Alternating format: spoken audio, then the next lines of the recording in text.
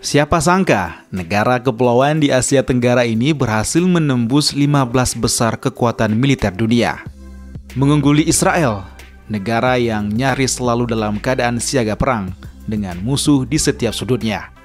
Dengan anggaran yang lebih kecil dan teknologi yang belum sebanding, Indonesia justru dinilai lebih unggul dalam kekuatan tempur secara keseluruhan. Laporan Global Firepower 2025 bikin dunia tercengang. Fakta-fakta yang tak main-main.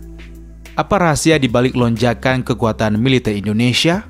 Bagaimana bisa kita mengalahkan negara seperti Jerman, Australia, bahkan Israel? Inilah saatnya kita kupas habis kekuatan militer Indonesia. Fakta, data, dan analisa mendalam semua ada di sini. Berikut mengupas kekuatan militer Indonesia versus Israel.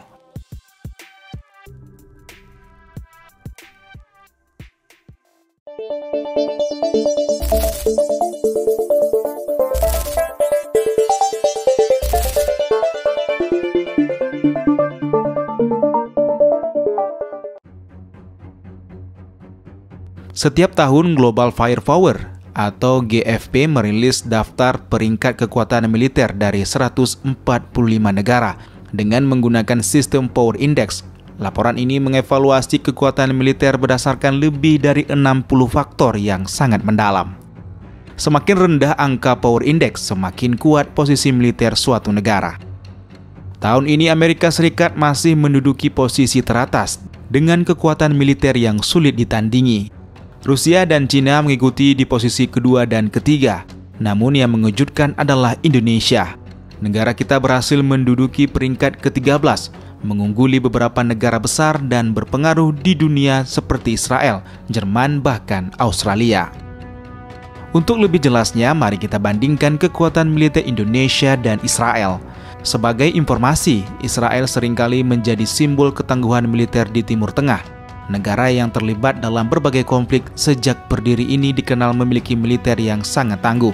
Namun ternyata Indonesia berhasil menyalip mereka dalam banyak aspek. Yang pertama, jumlah tentara aktif. Indonesia memiliki 400.000 tentara aktif, sedangkan Israel 170.000. Indonesia unggul besar di sini dengan jumlah penduduk yang lebih besar.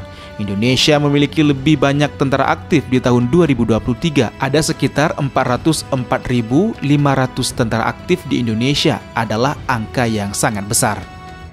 Yang kedua, kekuatan angkatan laut. Indonesia memiliki 331 armada laut, sedangkan Israel 62 armada laut. Sebagai negara kepulauan, kekuatan maritim Indonesia menjadi salah satu pilar ketahanan utama. Indonesia memiliki lebih dari 330 kapal perang, sementara Israel hanya memiliki 62. Jelas, di laut Indonesia lebih unggul.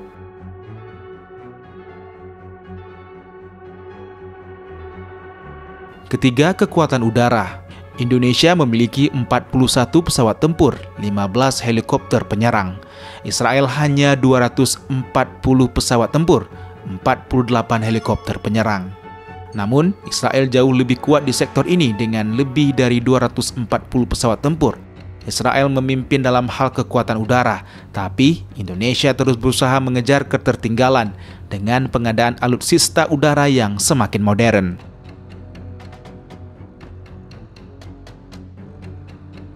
Keempat, kekuatan darat.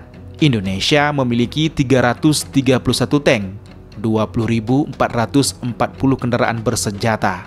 Israel 1.300 tank, 35.985 kendaraan bersenjata. Di darat, Israel unggul lebih jauh dengan jumlah tank yang jauh lebih banyak.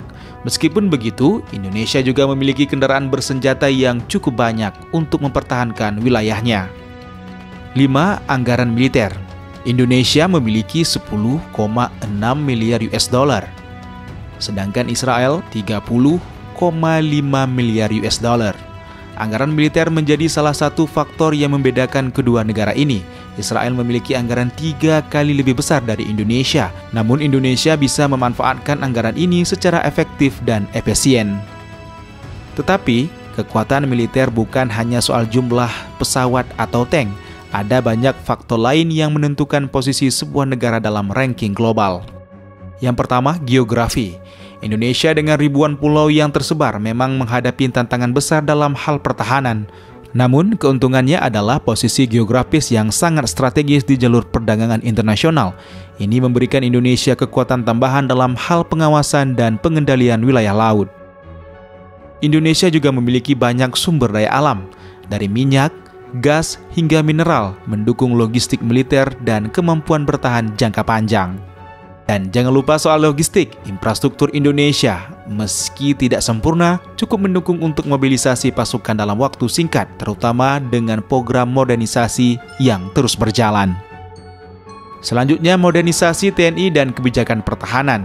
Pemerintah Indonesia terus mendorong modernisasi alat utama sistem persenjataan atau alutsista, meskipun anggaran 2025 sempat dipangkas 166 triliun menjadi 139 triliun rupiah, namun berbagai program strategis tetap berjalan dengan baik.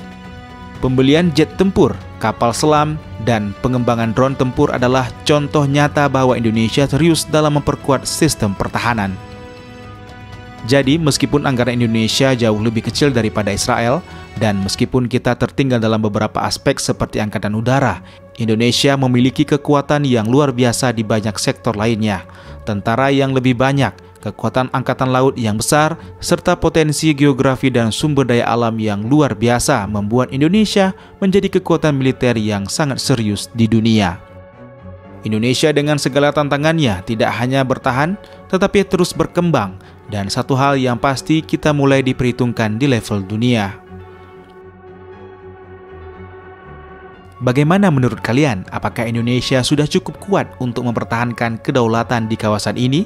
Apa langkah yang perlu diambil untuk semakin memperkuat militer kita?